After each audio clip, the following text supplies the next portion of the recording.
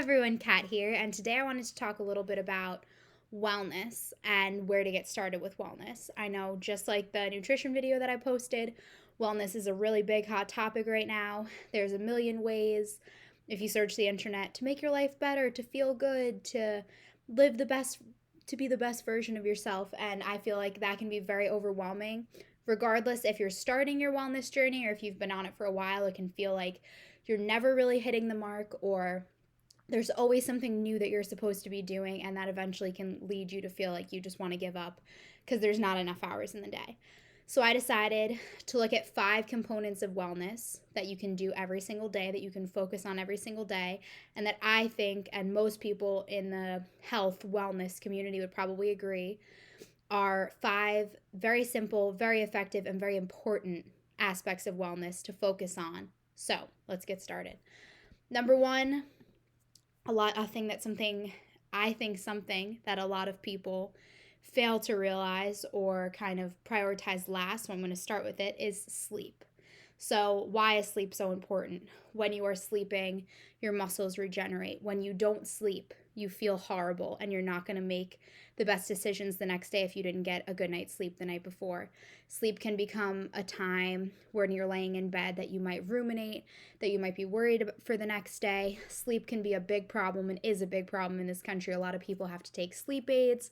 A lot of people don't leave themselves enough time to sleep. And a lot of people spend time that they should be sleeping scrolling through social media, watching TV, basically spending their time wasted, not giving their body what they need. So, sleep. How to get good quality sleep. I'd say sleeping between 6 and 9 hours, depending on, you might be at either end of the spectrum. You might not need a lot of sleep. I know my fiance, he does not need a lot of sleep. I need 9 hours of sleep to function well. So I plan that accordingly. So how to get good quality sleep. Number one, and it's hard, and I know that you probably heard it before, put your phone down. Put your phone away, put it somewhere that you can't reach it. There is no way to fall into good, deep sleep when you're sitting scrolling through your phone. It's going to keep you awake, it's going to keep your brain firing, and you're not going to relax. Things to do instead: you can read, you can do some sort of an arts and crafts project. If TV works for you and doesn't keep you awake, that works too. You can do a little bit of stretching before you get in bed. You can do meditation. You can download an app for meditation and for sleep stories. There's a million things to do. But put your phone down. Do not just be sitting there scrolling through social media at 11 o'clock at night and wondering why you're not falling asleep. Another thing, don't get in bed at midnight if you know you have to wake up at 5 and you need 9 hours of sleep. You have to prioritize your sleep. If it's getting to be 9:30, 10 o'clock at night, and you know that you have to get up early the next morning, start your bedtime routine. Get yourself into bed. It's going to make all the difference. I know it can be hard. We don't have a ton of downtime, and you don't always want to spend it sleeping, but it really does produce a better quality day in general. So that's number one, good quality, consistent sleep. Number two, hydration, water. You need to drink water. This is something that I avoided, didn't listen to, didn't care about for years and years and years of my life. Hydration. If you are not well hydrated, you're dehydrated, you increase the risk of dizziness. You increase your anxiety. You increase the risk of a lot of health problems. Your digestion is worse. There are so many things that go along with not hydrating. Your skin is worse. Your hair isn't going to grow well. Your muscles are like 70% water or more. They need that water to recover. So, how much water or fluids should you be drinking? It's recommended to drink half of your body weight in pounds and ounces of water. So, if you weigh 100 pounds, you should be drinking 50 ounces of water all the way up. What counts in your water intake? Everything counts. Seltzer, juice, coffee, it all counts. But try to make a majority of it water. So if you drink 2 cups of coffee a day, let's say that that's 24 ounces, get the other 40, whatever it is, in water. Some ways to spice up your water. I get it. We do not all like the taste of water. It's not the most fun beverage. It's not something that keeps us coming back. Crystal Light is a great way. It's 10 calories. Nice, easy way to get your water intake in.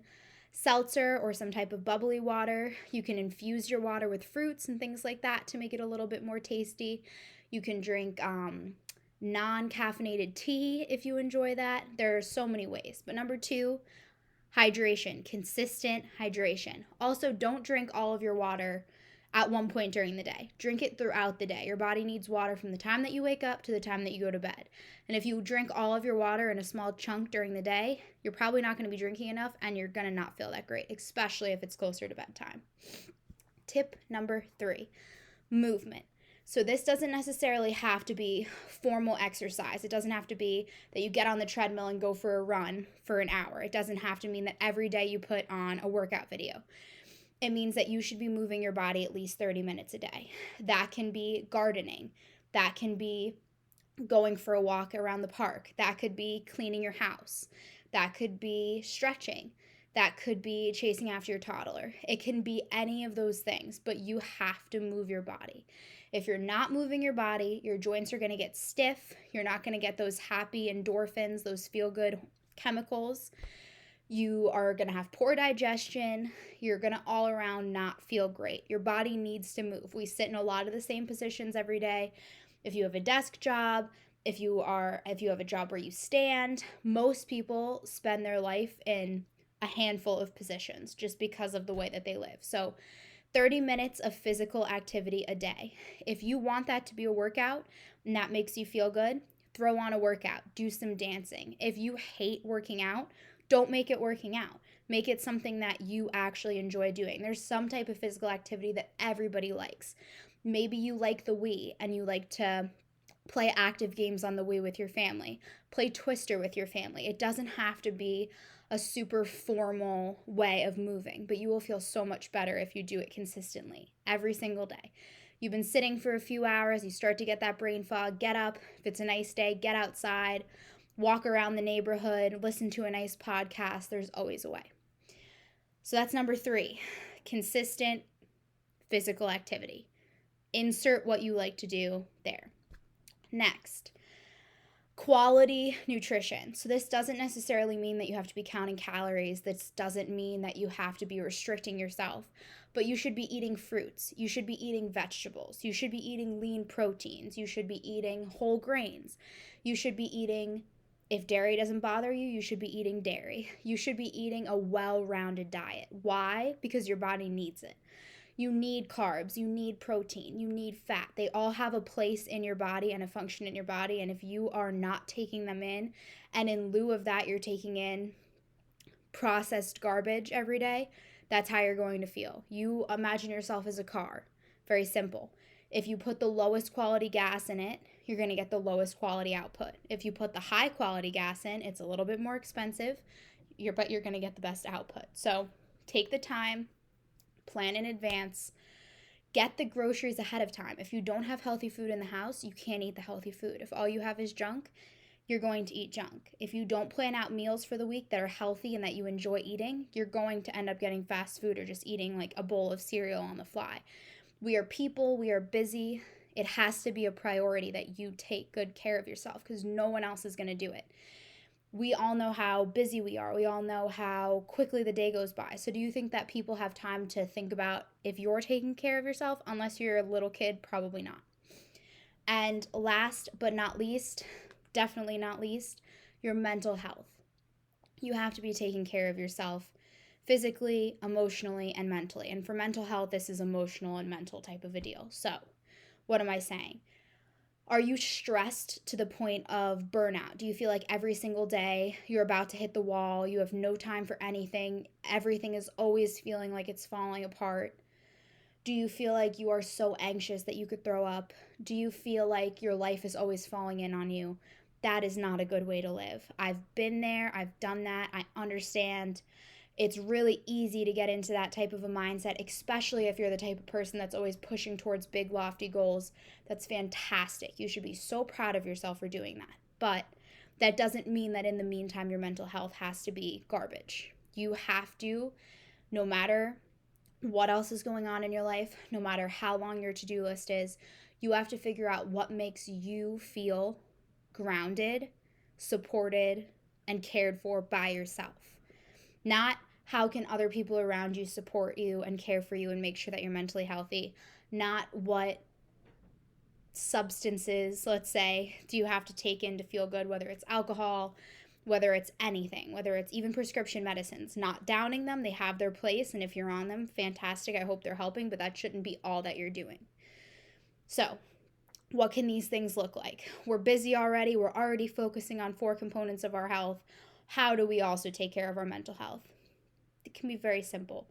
If you like to color in coloring books, instead of sitting on social media at night, put on a happy show and color in your coloring book. Who cares if it looks silly? It makes you happy. If you feel like you're about to explode because you're so stressed at work, go outside, take a few deep breaths, walk around a little bit. If you feel like you've been doing schoolwork for 10 hours, get up, take a shower. Sometimes a hot shower is all that you need to feel good. Do a nice stretch.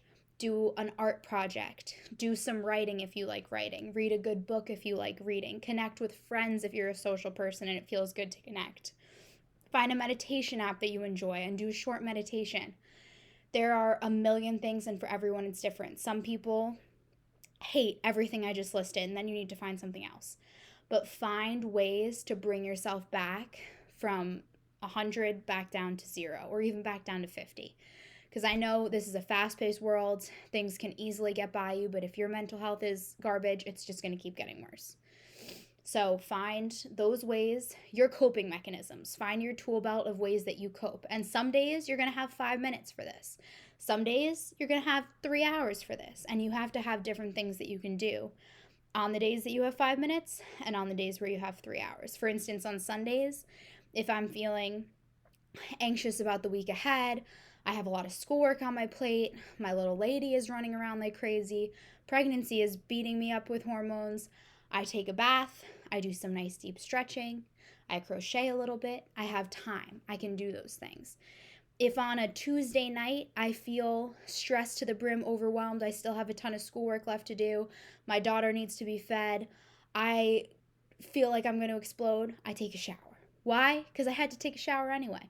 But if I put on some nice music, I let nice hot water rinse away how I'm feeling, it helps. Figure out those ways. Do them. Don't just think about them, do them. You feel right now like you need to, go do it. So, to go back through and say everything. Number 1, good, quality, consistent sleep. Find ways that help you fall asleep, that help you stay asleep. Happy, relaxing things to do before you go to bed. Different for everybody. 2, hydration. Half of your body weight in pounds and ounces a day of water, or other types of fluids if you hate water. There's always a way. 3, good quality movement. 30 minutes every single day. Pick what you like to do. If it's something that you hate, you're not going to do it. If you hate high impact workouts, don't try to do P90X every single day. It's not going to work. This is about living a lifestyle that you can maintain. 3, quality nutrition. Fruits, vegetables, whole grains, dairy if dairy works for you, lean proteins, a balanced diet. Figure out what that means to you. Some people can't digest dairy. Doesn't work for them. Some people are gluten intolerant. Doesn't work for them. Some people hate breakfast. Some people hate dinner. You have to figure out a way to feed your body that works for you, and it's important. Take the time to do it. Number 5, take care of your mental health. Don't let yourself get to the point of a mental breakdown before you address that there's something wrong. Check in with yourself, see where you're at, have good coping strategies for when you hit your limit, and that's it. That's wellness. It's not sparkly, it's not shiny, it's not the newest trick in the book, it's not any of those things. It's how to maintain this body, this spirit, whatever you want to call it, for the long haul. How to live a good quality life. That's all that wellness is. So I hope that you guys like this. Let me know if you want to hear more about this topic or other topics. And thank you guys so much. As always, this is Kat, strong, not skinny. Thanks, guys.